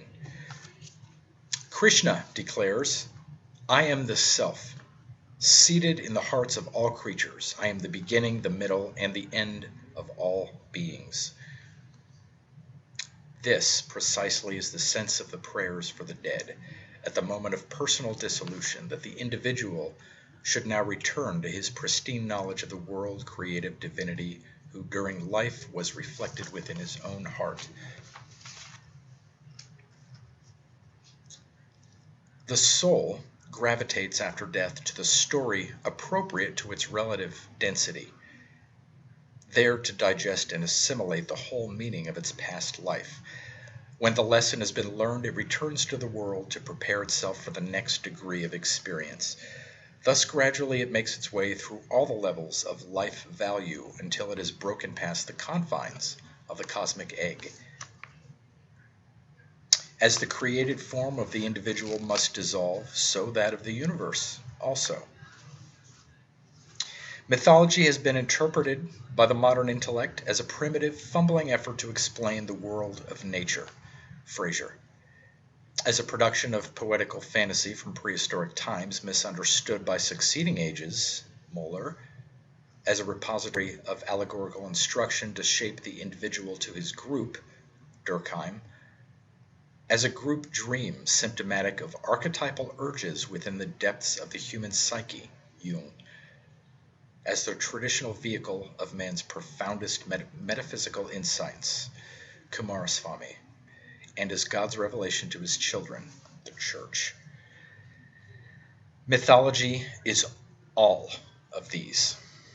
The various judgments are determined by the viewpoints of the judges, for when scrutinized in terms not of what it is, but of how it functions, of how it has served mankind in the past, of how it may serve today, mythology shows itself to be as amenable as life itself to the obsessions and requirements of the individual, the race, the age. In his life form, the individual is necessarily only a fraction and distortion of the total image of man. He is limited either as male or as female. At any given period of his life, he is again limited as child, youth, mature, adult, or ancient. Furthermore, in his life role, he is necessarily specialized as craftsman, tradesman, servant, or thief, priest, leader, wife, nun, or harlot. He cannot be all. Hence, the totality, the fullness of man is not in the separate member, but in the body of the society as a whole. The individual can be only an organ. From his group, he has derived his techniques of life, the language in which he thinks, the ideas on which he thrives. Through the past of that society descended the genes that built his body. If he presumes to cut himself off, either in deed or in thought and feeling, he only breaks connection with the sources of his existence. The tribal ceremonies of birth, initiation, marriage, burial, installation, and so forth serve to translate the individual's life crises and life deeds into classic impersonal forms. They disclose him to himself, not as this personality or that, but as the warrior, the bride, the widow, the priest, the chieftain, at the same time rehearsing for the rest of the community the old lesson of the archetypal stages. All participate in the ceremonial according to rank and function. The whole society becomes visible to itself as an imperishable living unit. Generations of individuals pass like anonymous cells from a living body, but the sustaining, timeless form remains. By an enlargement of vision to embrace this super-individual, each discovers himself enhanced, enriched, supported, and magnified. His role, however unimpressive, is seen to be intrinsic to the beautiful festival image of man, the image potential yet necessarily inhibited within himself. Social duties continue the lesson of the festival into normal everyday existence, and the individual is validated still. Conversely, indifference, revolt, or exile break the vitalizing connectives. From the standpoint of the social unit, the broken off individual is simply nothing, waste. Whereas the man or woman who can honestly say that he or she has lived the role, whether that of priest, harlot, queen, or slave, is something in the full sense of the verb, to be. Rites of initiation and installation, then, teach the lesson of the essential oneness of the individual and the group. Seasonal festivals open a larger horizon. As the individual is an organ of society, so is the tribe or city. So is humanity entire, only a phase of the mighty organism of the cosmos.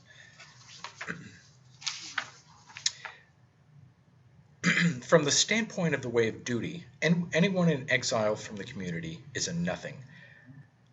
From the other point of view, however, this exile is the first step of the quest. Each carries within himself the all. Therefore, it may be sought and discovered within. The differentiations of sex, age, and occupation are not essential to our character, but mere costumes, which we wear for a time on the stage of the world. The image of man within is not to be confounded with the garments. We think of ourselves as American, children of the 20th century, Occidentals, civilized Christians. We are virtuous or sinful, yet such designations do not tell what it is to be man. They denote only the accidents of geography, birth date, and income. What is the core of us? What is the basic character of our being?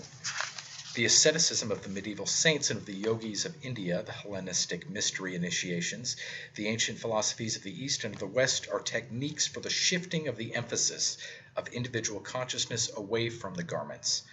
The preliminary meditations of the aspirant detach his mind and sentiments from the accidents of life and drive him to the core. I am not that, he meditates.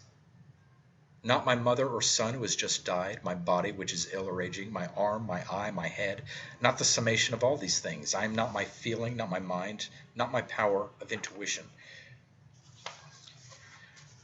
By such meditations he is driven to his own profundity and breaks through at last to unfathomable realizations. No man can return from such exercises and take very seriously himself as Mr. So-and-so of such and such a township, USA. Society and duties drop away. Mr. So-and-so, having discovered himself big with man, becomes indrawn and aloof.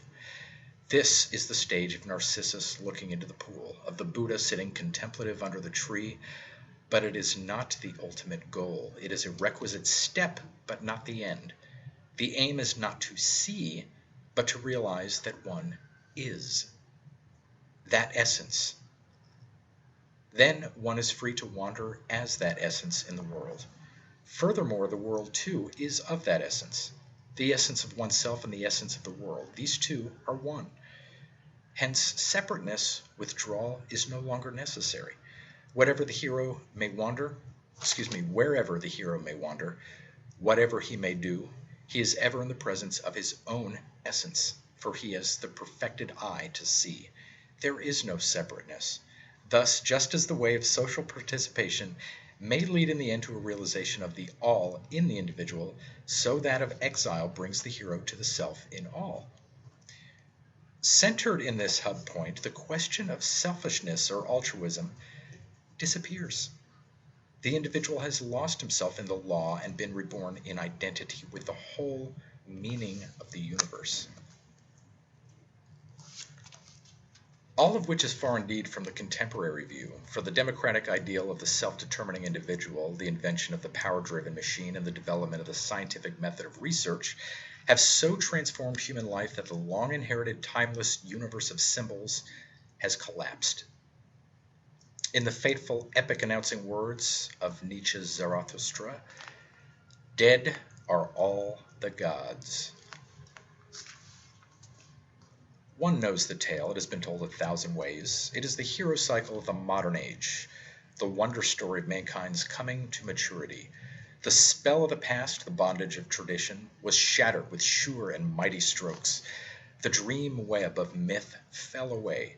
The mind opened to full waking consciousness, and modern man emerged from ancient ignorance, like a butterfly from its cocoon, or like the sun at dawn from the womb of Mother Night. It is not only that there is no hiding place for the gods from the searching telescope and microscope, there is no such society anymore as the gods once supported. The social unit is not a carrier of religious content, but an economic political organization. Its ideals are not those of the hieratic pantomime, making visible on earth the forms of heaven, but of the secular state. Hard and unremitting competition for material supremacy and resources. Isolated societies, dream-bounded within a mythologically charged horizon, no longer exist except as areas to be exploited. And within the progressive societies themselves, every last vestige of the ancient human heritage of ritual, morality, and art is in full decay.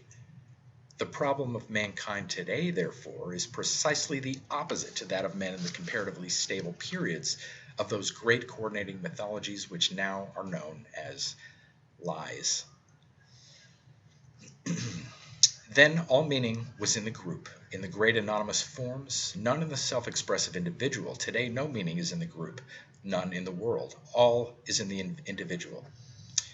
But there the meaning is absolutely unconscious. One does not know toward what one moves.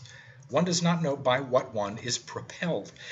The lines of communication between the conscious and the unconscious zones of the human psyche have all been cut, and we have been split in two. The hero deed to be wrought is not today what it was in the century of Galileo. Where then there was darkness, now there is light. But also, where light was, there now is darkness. The modern hero deed must be that of questing to bring to light again the lost Atlantis of the coordinated soul. Obviously, this work cannot be brought, Obviously, this work cannot be wrought by turning back or away from what has been accomplished by the modern revolution, for the problem is nothing if not that of rendering the modern world spiritually significant, or rather, phrasing the same principle the other way around, nothing if not that of making it possible for men and women to come to full human maturity through the conditions of contemporary life. Indeed, these conditions themselves are what have rendered the ancient formulae ineffective, misleading, and even pernicious. The community today is the planet, not the bounded nation, hence the patterns of projected aggression, which formerly served to coordinate the in-group, now can only break it into factions. The national idea, with the flag as a totem, is today an aggrandizer of the nursery ego, not the annihilator of an infantile situation. Its parody rituals of the parade ground serve the ends of holdfast, the tyrant dragon, not the god in whom self-interest is annihilate. And the numerous saints of this anti-cult, namely the patriots whose ubiquitous photographs draped with flags serve as official icons, are precisely the local threshold guardians, our demon Sticky Hair. Sticky Hair is a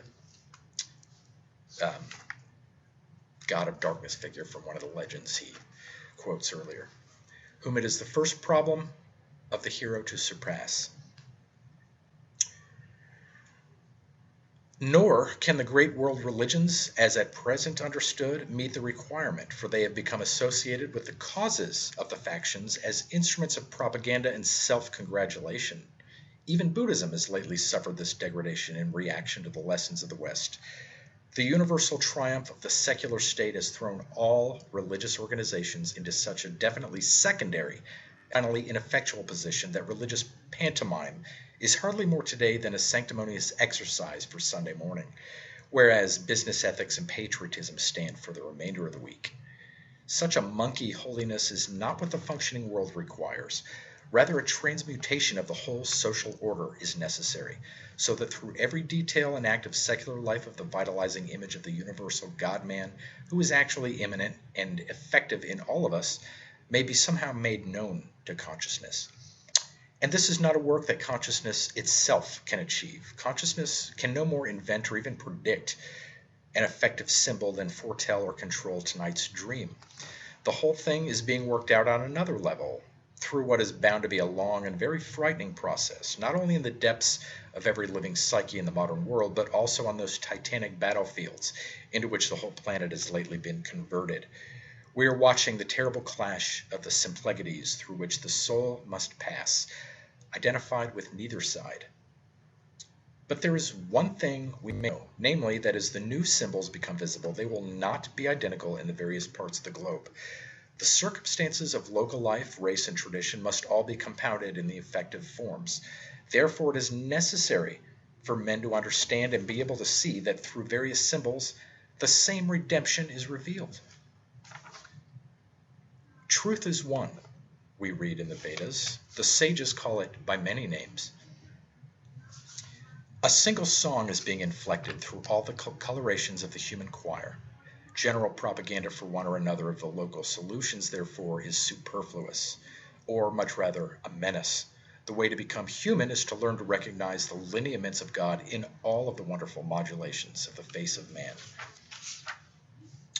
With this, we come to the final hint of what the specific orientation of the modern hero task must be, and discover the real cause for the disintegration of all of our inherited religious formulae. The center of gravity, that is to say, of the realm of mystery and danger, has definitely shifted. For the primitive hunting peoples of those remotest human millenniums when the saber-toothed tiger, the mammoth, and the lesser presences of the animal kingdom were the primary manifestations of what was alien, the source at once of danger and of sustenance, the greatest human problem was to become linked psychologically to the task of sharing the wilderness with these beings. An unconscious identification took place, and this was finally rendered conscious in the half-human, half-animal figures of the mythological totem ancestors. The animals became the tutors of humanity. Through acts of literal imitation, such as today appear only on the children's playground or in the madhouse, an effective annihilation of the human ego was accomplished, and society achieved a cohesive organization. Similarly, the tribes supporting themselves on plant food became cathected to the plant. The life rituals of planting and reaping were identified with those of human procreation, birth, and progress to maturity. Both the plant and the animal worlds, however, were in the end brought under social control, whereupon the great field of instructive wonder shifted to the skies, and mankind enacted the great pantomime of the sacred Moon King, the sacred Sun King, the hieratic planetary state, and the symbolic festivals of the world-regulating spheres. Today, all of these mysteries have lost their force. Their symbols no longer interest our psyche. The notion of a cosmic law which all existence serves and to which man himself must bend has long since passed through the preliminary mystical stages represented in the old astrology, and is now simply accepted in mechanical terms as a matter of course.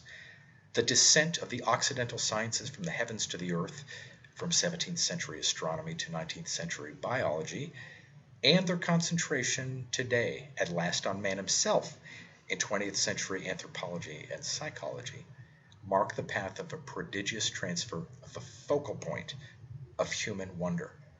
Not the animal world, not the plant world, not the miracle of the spheres, but man himself is now the crucial mystery.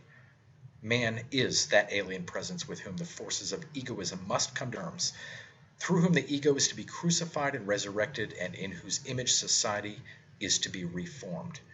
Man understood, however, not as I, but as thou, for the ideals and temporal institutions of no tribe, race, continent, social class, or century can be the measure of the inexhaustible and multifariously wonderful divine existence that is the life in all of us.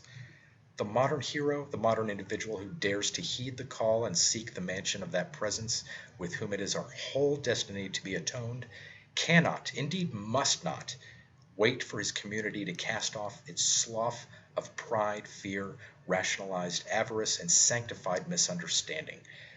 Live, Nietzsche says, as though the day were here. It is not society that is to guide and save the creative hero, but precisely the reverse. And so every one of us shares the supreme ordeal, carries the cross of the Redeemer, not in the bright moments of his tribe's great victories, but in the silence of his personal despair. Thank you so much for joining me. Again, if you do not own it, change that as soon as possible. Joseph Campbell, The Hero with 1,000 Faces. See you next time.